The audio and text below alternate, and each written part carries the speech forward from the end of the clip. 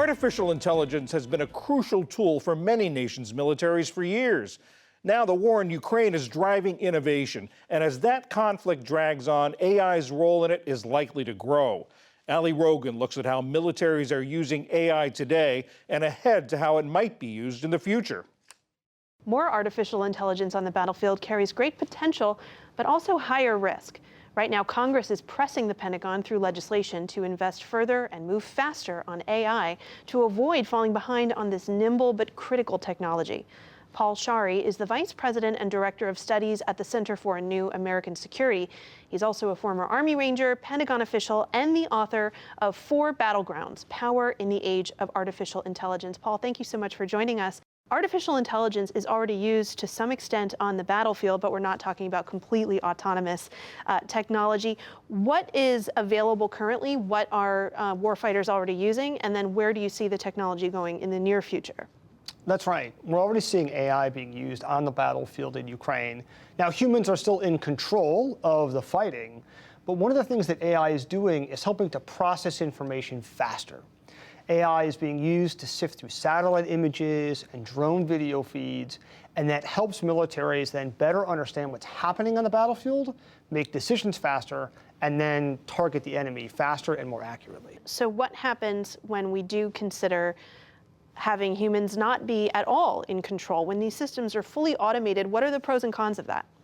Well, we're already seeing drones being used in Ukraine that have all of the components needed to build fully autonomous weapons. They could go out over the battlefield, find their own targets, and then all on their own attack those targets without any further human intervention.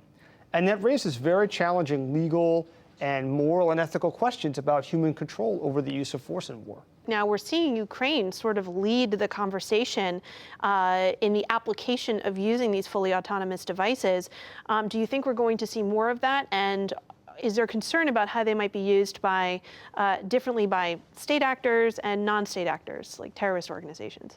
Well, war is an accelerant of innovation. So the longer that this war goes on, the more that we're going to see more innovation on the battlefield.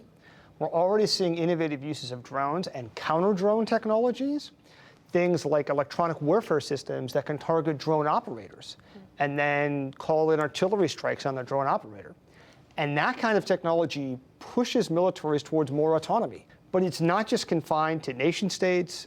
ISIS actually had a pretty sophisticated drone army a few years ago, and they were carrying out drone attacks against Iraqi troops.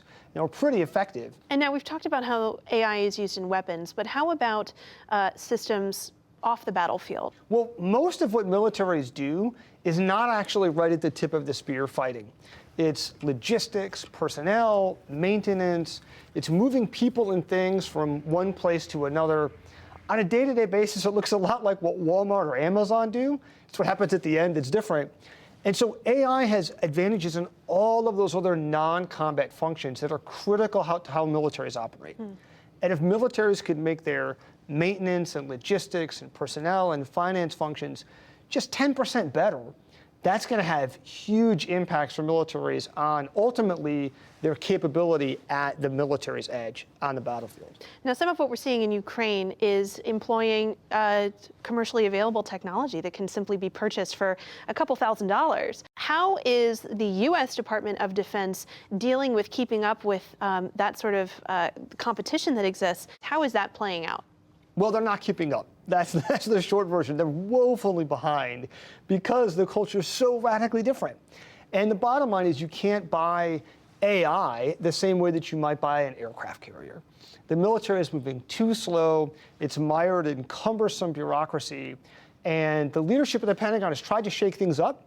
They had a major reorganization last year of the people working AI and data and software inside the Defense Department.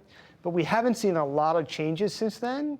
And so the Pentagon's going to have to find ways to cut through the red tape and move faster if they're going to stay on top of this very important technology. And Paul, lastly, on the global level, as this technology continues to proliferate, some countries are calling for the establishment of some general rules of the road. What does that conversation look like? What are some of the contours of that debate?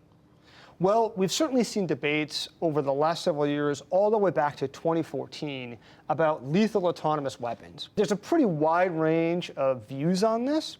and the United States, as well as other countries like Russia, have said that we have existing rules. We have the laws of war. The laws of war apply to autonomous weapons, just like any other weapon.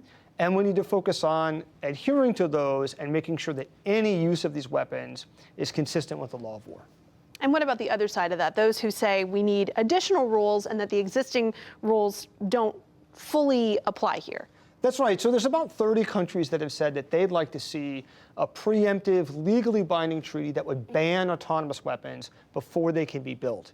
But right now, none of the leading military powers or robotics developers are part of that group.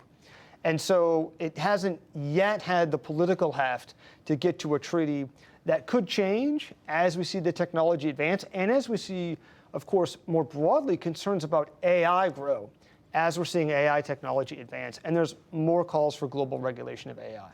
Paul Scharre with the Center for a New American Security. Thank you so much for joining us. Thank you. Thanks for having me.